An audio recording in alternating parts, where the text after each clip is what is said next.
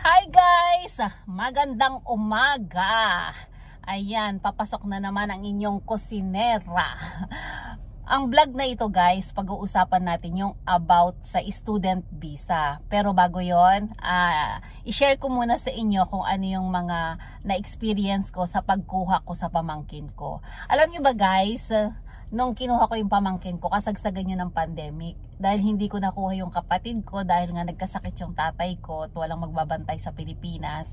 So, nakipagsapalaran ako kahit kasagsagan ng pandemic na itry kong kuhanin yung pamangkin ko. Though ayaw niya, alam ko, napilitan lang siya. Kasi nga, meron siyang ibang plano, meron siyang ibang gusto niyang mag-basketball player talaga. Dahil since pandemic, nag-close din yung mga school, siya pwedeng maglaro kaya no choice siya. So tinay lang namin and dumaan siya sa butas ng karayom. Talagang para sa kanya yung Japan kasi kahit na sa ganang pandemic noon, close bukas, close open ang Japan. Talaga namang gumagawa ng paraan ng Diyos para makarating siya dito. Biruin niyo yung kahit yung ticket, grabe. Kahit gaano siya kamahal pa noon, talaga namang pinikit ko talaga para makapunta siya dito. Pero anyway, yung pag-apply ng visa sa kanya, smooth naman siya. Kahit papaano nakipag-cooperate naman yung pamangkin ko, though alam kong hindi niya type na na mag-Japan. Kasi nga yung pangarap niya, pero sabi nga minsan iba yung plano ng Diyos para sa atin. So in short, nakarating siya dito sa Japan. Ano ba yung mga pwede kong tips na ibibigay sa inyo na mga requirements na importante?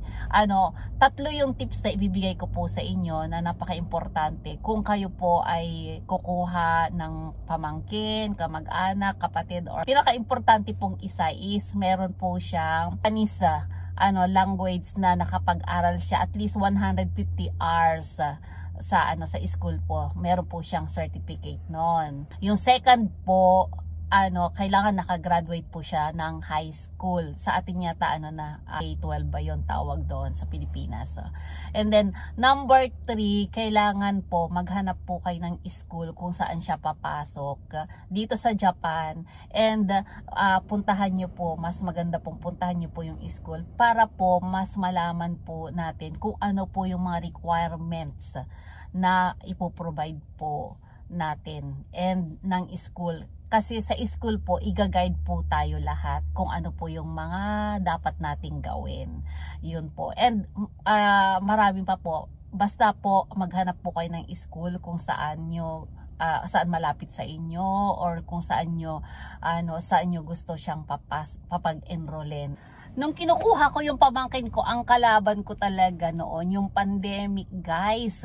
Kasi nga, 'di ba, dumadami, tapos nagko-close, nag-o-open ang Japan, ang mga airport, walang flight.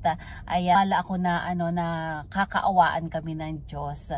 Kasi alam ko na pangarap na gusto niyang matupad. And yun, gusto ko rin naman siyang tulungan sa abot ng aking makakaya. And ngayon, nandito na siya sa Japan at nag-aaral as student visa. And the same time, tinutulungan niya ako. Kaya, praise God talaga dahil naman kami sa butas ng karayom. Nakarating siya dito sa Japan at naka 2 years na po siya mahigit. Kaya sa mga sa mga nagbabalak po dyan, go lang po tayo ng go. Sumunod lang po tayo sa rules and at least makakatulong din tayo sa pamilya natin. Medyo may kamahalan siya pero pwede naman po silang mag part-time. Kaya parang tayo lang po yung namuhunan. At least yung buhay po ng kamag-anak natin o ng pamilya natin o pamangkin, kapatid o sino man yung gusto nating kuhanin, may pag-asa pong mabago.